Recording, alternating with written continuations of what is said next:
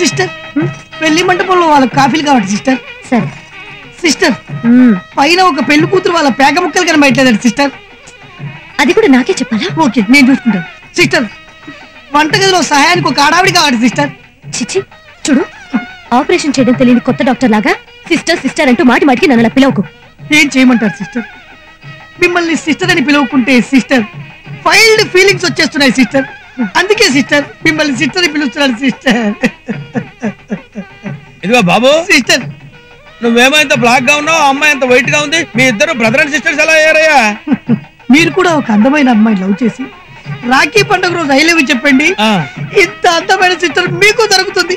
ఊరుకో ఊరుకో ఊరుకో బాబు. నీకు హిందువులు లాంటి ఒక చిట్కా చెప్తాను, నేర్చుకో. ఏవద్దు, ఇలాంటి వాటి వల్లే గందరగోళమై నా బతుకు ఇలా తయారైపోయింది. ఏం చేయమంటారు? ఎవడీడు? వీడా సార్, వీడి వల్లే నా బతుకు నాశనం అయిపోయింది. రేయ్ ఇదిగో బాబు, రేయ్ త్వరగా కానివ్వరా, వివాహం తర్వాత సంగీత కచేరీ ఉంది. బాబు ప్రధానం జరిపించాలి, టైం అయిపోతుంది. పెళ్లి కుమారులు తల్లిదండ్రులు ఎలా రండి.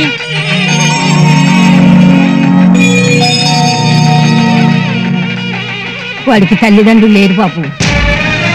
మరి ప్రధానం చేయడానికి మీ తరఫున పెద్దవాళ్ళు ఎవరైనా కావాలిగా. నేను చేస్తాను పంతులు గారు. అయితే సతీ సమేతంగా ఇలా రండి. నాకు ఇంకా పెళ్లి కాలేదండి. కానీ ఈ కార్యం దంపతుల చేతుల మీదగానే జరిపించాలి ఆయన. వాళ్ళు మా కడుపున పుట్టకపోయినా మా బిడ్డల్లాంటి వాళ్లే. ఈ ప్రధానం మేము జరిపిస్తాం పంతులు గారు. అయితే ఇలా వచ్చి కూర్చోండి. ఆగండి. ముక్కు మొక్కం తెలియని వాళ్ళు నా తరపున ప్రదానం చేస్తే చేయించుకోవడానికి నేనేమి గతిలేనోడిని కాదు. నాకు ఈ పెళ్లి ఇష్టం లేదు. వాడికే కాదు, అసలు మాలో ఏ ఒక్కరికి ఈ పెళ్లిని చేసుకోవడం ఇష్టం లేదు. అదేంటి? వీళ్ళ కోసం మీరు ప్రాణాలు ఇవ్వడానికైనా సిద్ధపడ్డారనేగా మీరు కోరుకున్న వాళ్ళకి ఇచ్చి పెళ్లి చేస్తున్నాను. తీరా పేట్లలాగా వచ్చాక ఇష్టం లేదంటే? మీ ప్రేమనే నిలుపుకోలేని మీరు మా పెళ్లిల పట్ల ఎందుకు ఇంత ఇంట్రెస్ట్ చూపిస్తున్నారో తెలుసుకోలేనంత అమాయకులం కాదు మేము. ప్రేమ మీద పెళ్లి మీద మీకంత గొప్ప ఫీలింగ్స్ ఉంటే ముందు బెడిసి కొట్టిన మీ ప్రేమను నిలబెట్టుకోండి. అంతేగాని మీ గొప్పల కోసం మా జీవితాన్ని మాత్రం బలి చేయకండి. నిజమే, ప్రేమలో బాధ తెలిసిన వాడిని. అది మీకు బాధ కాకూడదని మీ విషయంలో అతి చనువు తీసుకున్నాను. అది నా తప్పే. అసలు మీకు ఈ పెళ్లిల మీద ఎంత నమ్మకం ఉందో కూడా తెలుసుకోకుండా ఈ పెళ్లిళ్ళు ఏర్పాటు చేశానే, నిజంగా నా తప్పే.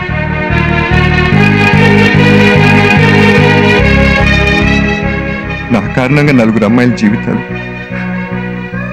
నలుగురిలో నవ్వులు పాలైపోయాయి. క్షమించమని అడిగితే సర్దుకునేంత చిన్న తప్పు కాదమ్మా నేను చేసింది. తొందరపడ్డాను.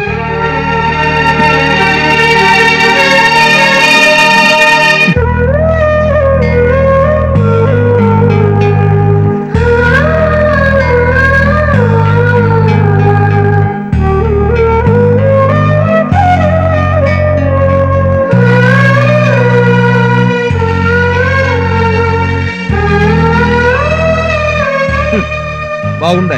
చాలా బాగుంది. కొవ్వెక్కి ఆడపిల్లల వెంట పడుతుంటే మీది నిజంగా ప్రేమే అనుకుని మీ ప్రేమను గెలిపించడానికి వాడి ప్రేమను పణంగా పెట్టి మీ ప్రేమలను పెళ్లిళ్ల వరకు తీసుకొచ్చిన వాడికి మీరు ఇచ్చిన బహుమానం చాలా బాగుంది. పీటల మీద కూర్చుని పెళ్లి చేసుకోవాల్సిన వయసులో పెళ్లి పెద్దయి మిమ్మల్ని అందరినీ ఒకటి చేయాలనుకున్నందుకు వాడికి చాలా గొప్పగా బుద్ధి చెప్పారయ్యా. ఈ చేతులతో నా కొడుకుని పెళ్లి కొడుకుని చేయకుండా వాడి మాట విని మీ నెత్తి మీద అక్షంతలు చల్లడానికి వచ్చిన మాకు గొప్ప కృతజ్ఞత చూపించారా. వాడు మనిషిగా చచ్చిపోయింది అంజలి దూరం అయిపోయిన రోజు కాదురా. మీరంతా కలిసి ఇంత గొప్ప గుణపాఠం నేర్పిన ఈ రోజురా నిజంగా వాడు చచ్చిపోయింది.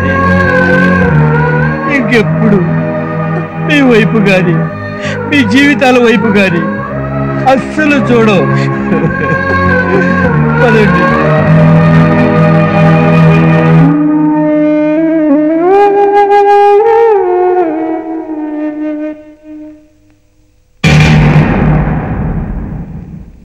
మమ్మల్ని క్షమించండి అంకుల్. మేము ఇలా మాట్లాడింది మాస్టర్ని నొప్పించాలని కాదు. అంజలి గారి ముందు తన ప్రేమ ఓడిపోతుందని తెలిసి కూడా మాకు అండగా నిలిచి మా ప్రేమ నిలబెట్టిన మాస్టర్ మాకు దేవుడు అంకుల్. తెగలకు తెగించేస్తున్న ఈ పెళ్లిళ్ళు మాకు అక్కర్లేదని చెప్పింది మాకు ఆయన మీద గౌరవం లేక కాదు అంకుల్. మా కారణంగా విడిపోయిన మాస్టర్ అంజలి మేడంలో ఒక్కటి చేసే వరకు మేం పెళ్లిళ్ళు చేసుకోకూడదని. రక్త సంబంధం ఉన్న వాళ్ళు కూడా ప్రేమికులు విడదీయాలని చూసే ఈ రోజుల్లో ఏ సంబంధం లేకపోయినా మమ్మల్ని ఒకటి చేయాలనుకున్న మాస్టర్ గురించి మేం కొంచెం కూడా ఆలోచించకపోతే మేము అసలు మనుషులమే కాదు.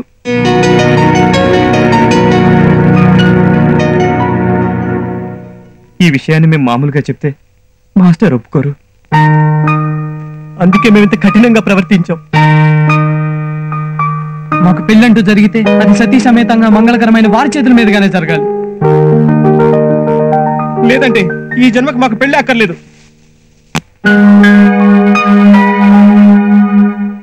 చేతులైనా మూతులైనా ఇదిగో ఈ పేపర్ తోటి తుడుచుకో. ఇదేంది కాక ఈ కాగితంతో చేతులు ముద్దలు తుడుస్తారే? ఒరే ఎదవా, ఇక్కడ అందరూ ఆటితోటి తుడుచుకుంటారా? తుడుచుకో.